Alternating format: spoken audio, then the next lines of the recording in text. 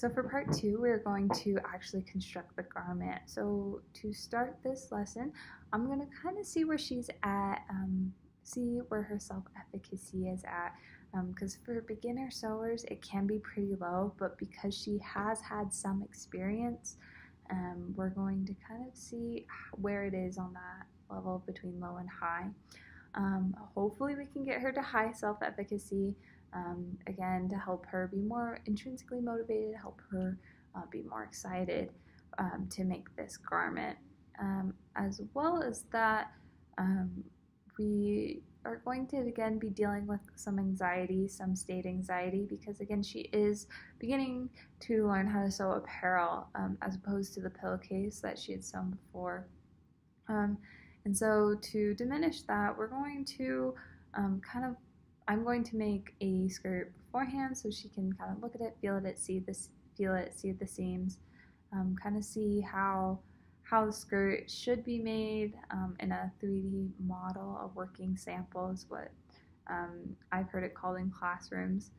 And we're just going to make sure that she can feel comfortable not only with making it, but as well as with me, just because I'm going to be using more control language in this part of the lesson, just because it is a lot of showing and then having her do it, having her apply what I'm showing her.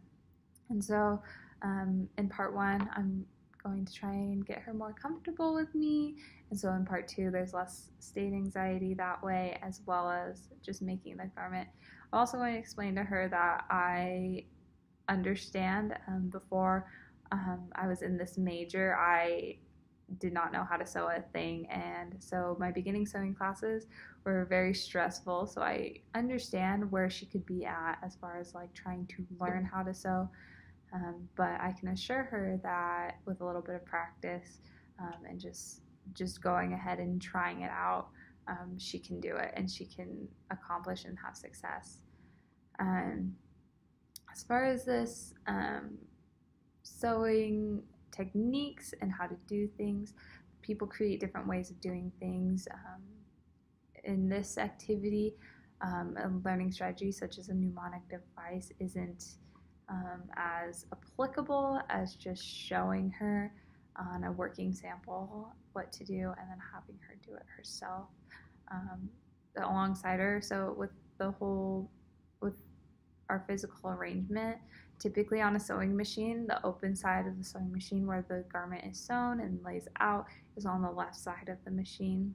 So I'm going to be sitting on the left to not only be able to see her and see what she's doing, but to also be able to show her along the way how to do things and to help her out with that. Part of me sitting on the side is so I can watch what she's doing.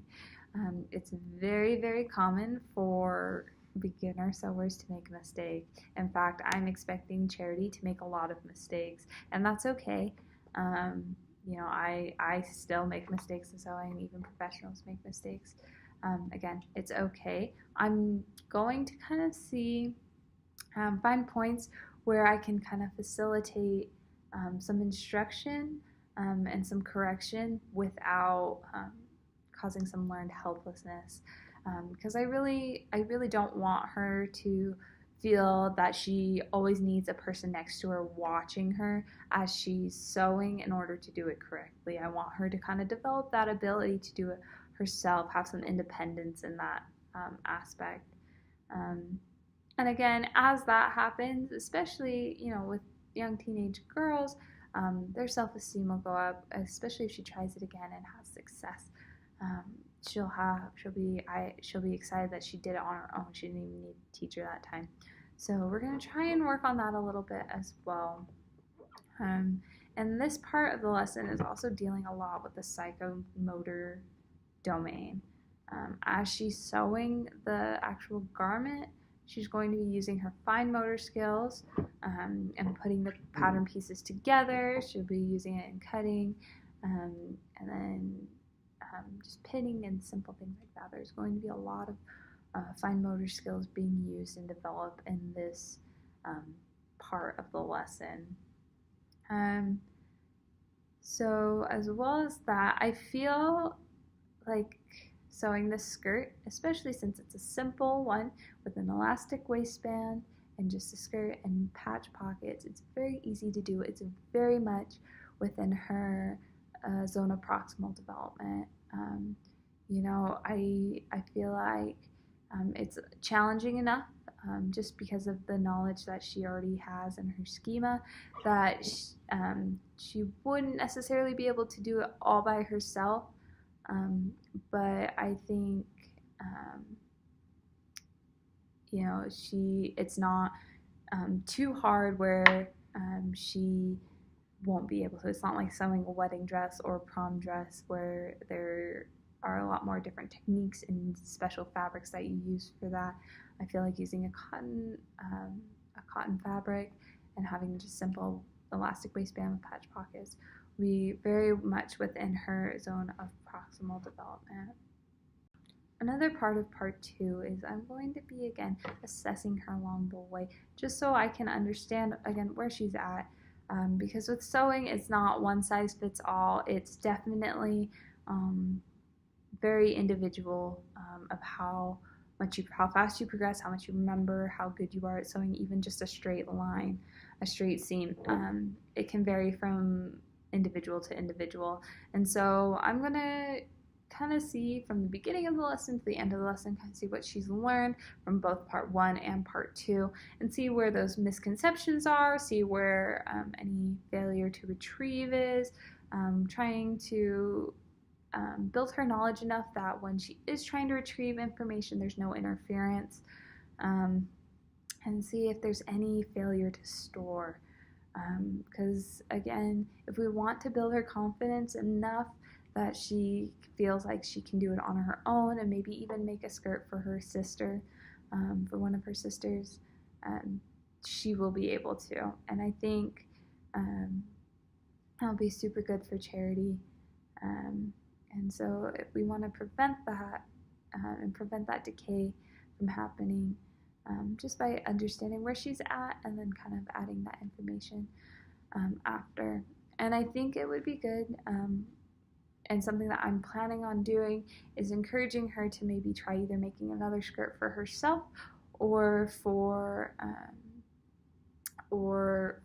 again, like a little sister, older sister, whomever will fit the pattern size, and just have that intermittent reinforcement, just so we do prevent that decay from happening, because we don't want the skill to go extinct. We don't want that to be an extinct skill, because it is very impressive when you can sew your own clothes, and it can bring a lot of confidence and boost her self-esteem.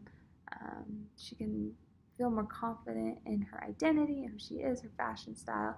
And if that changes as she goes along, she's able to change with the skirt as well. And to conclude, we are going to have a little photo shoot in which she can be proud of what she's done, and she can attribute this, use attribution theory to attribute her success to what she's done. You know, it'll be very internal because she was the one who did it. You know, I don't plan on being a do this, just more of a guide, helping her understand there are going to be points where I'm going to help her learn how to read a pattern, but there are going to be a few steps that I'm going to have her read and try and figure out a little bit on her own, just so she does develop that confidence and that knowledge, and she can really attribute it to herself. She can be like, I made this with some help. Again, in that zone of proximal development, she just needs a little bit of help, but not a lot.